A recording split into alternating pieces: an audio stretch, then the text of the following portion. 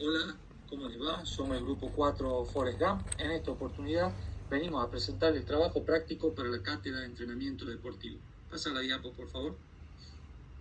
Aquí vemos en esta imagen que a nosotros nos ha tocado el método continuo y nosotros hemos elegido la variante del método continuo variable. El objetivo central es diseñar un programa para la estabilización aeróbica en esfuerzos prolongados, para poder experimentar las demandas fisiológicas y perceptivas inherentes a los diferentes métodos de la resistencia. Vamos a construir un marco teórico de referencia que nos sirva de base para poder analizar la tarea. Vamos a controlar las variables para registrarlas y someterlas a un tratamiento estadístico, y además vamos a evaluar y ajustar para analizar los resultados post esfuerzo. Pasa por favor la diapo. Para la base teórica, nosotros nos hemos basado en la bibliografía de Sole-Fortot, el cual contextualiza la resistencia entre grandes bloques metodológicos, el continuo, el fraccionado y el de control. Nosotros nos hemos enfocado en el método continuo variable y a una intensidad moderada según la asignación del trabajo práctico.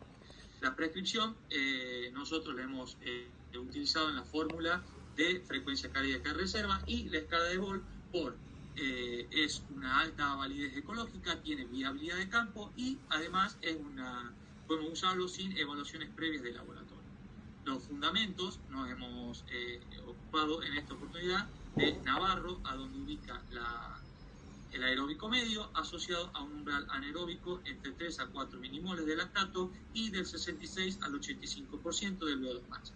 El objetivo, maximizar la eficiencia y capacidad aeróbica, desplazar el umbral anaeróbico hacia el porcentaje más cercanos al VO2. Y los criterios para la programación, siguiendo a García Manso en el 98, son los volúmenes entre 60 minutos hasta 30, según el nivel de entrenamiento, intensidad de referencia 80-90%, y en sedentarios del 70 al 80% de la frecuencia cardíaca máxima.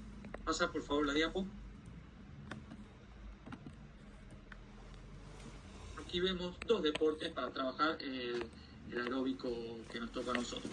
El deporte acíclico, como en el fútbol, por ejemplo, se trabaja para asegurar y mantener los esfuerzos correspondientes a una intensidad media, que por ejemplo en los partidos es del 75 al 85% de la frecuencia cardíaca, donde se recorre una distancia entre 10 a 12 kilómetros, y la tarea general casi siempre es la de la carrera. Principalmente se trabaja en la época de transición y en el primer microciclo de pretemporada.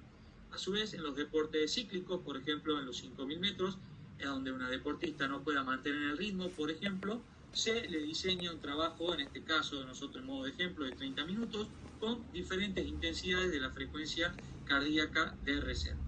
Cambia, por favor. Ahí sigue el compañero Andrés. Bueno, acá como podemos ver tenemos un resumen de los resultados que hicimos en nuestro entrenamiento, nuestra práctica. Nosotros el diseño de trabajo que utilizamos fueron 20 minutos de carrera continua en la cual íbamos intervalando intensidades de acuerdo a la frecuencia cardíaca de reserva.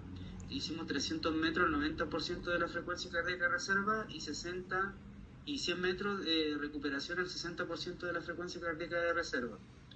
Dentro de las variables de carga externa que utilizamos fueron la distancia total recorrida y la velocidad promedio por vuelta.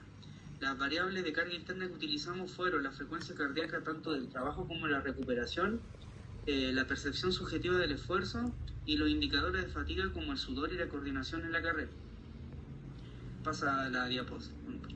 Bueno, aquí están la gráfica y los resultados del sujeto número 2. Pasa, compañera. Acá los del sujeto número 3. Y en la siguiente diapositiva está el cuadro de resumen con toda la frecuencia cardíaca y cómo respondió a la carga interna ante una carga externa determinada. Podemos ver que el sujeto número 1 y el número 2, que eran varones, pudieron alcanzar la frecuencia cardíaca de trabajo recién en la vuelta, aproximadamente en la vuelta número 4. Eso también es un indicador de que entramos al trabajo sin un inicio progresivo. Entramos directamente a trabajar a la intensidad que decía el diseño. Como podemos ver, tanto en el sujeto número 1 como en el sujeto número 2 no existen picos ni valles tan pronunciados de la vuelta 5 en adelante, en la cual la frecuencia cardíaca toma una cierta meseta, por lo que se asemeja más a un trabajo continuo armónico que a un continuo variable. La respuesta de la frecuencia cardíaca del sujeto número 3 femenino fue bastante irregular, y en la vuelta número 3 y 4 ya comienza a tener frecuencias cardíacas demasiado elevadas. Bueno, en cuanto al RPE, el sujeto número 1 y 2 tuvieron una RPE bastante regulares, promedio entre 7 y 8 en escala de Borg, y la sujeto número 3 pudo alcanzar niveles entre 8 y 7 en las últimas 3 vueltas de la carrera, pero no coinciden con los 200 pulsaciones que tenía. Por ende, puede haber un error en el instrumento de medición. Bueno, a manera de conclusión, nos basamos en 3 preguntas muy importantes. Una de ellas es si se aplicó el método de manera correcta. Bueno, el método aplicado se pudo desarrollar bien en los sujetos debido a que no tenían mucha experiencia en carreras continuas. Este método es muy bueno, lo cual permite ajustar los ritmos de la carrera durante el trabajo y a su vez sostener el esfuerzo para no salir de las zonas de trabajo que uno desea. A su vez, para esto es muy importante conocer los límites de manera individual de cada sujeto para establecer un RP que sea significativo y eficiente a la hora de recolectar datos. Otra pregunta muy importante es ¿qué se puede mejorar para las sesiones a futuro? Nosotros lo enumeramos en diferentes puntos. Los más importantes para nosotros es considerar los intervalos de recuperación de manera individual.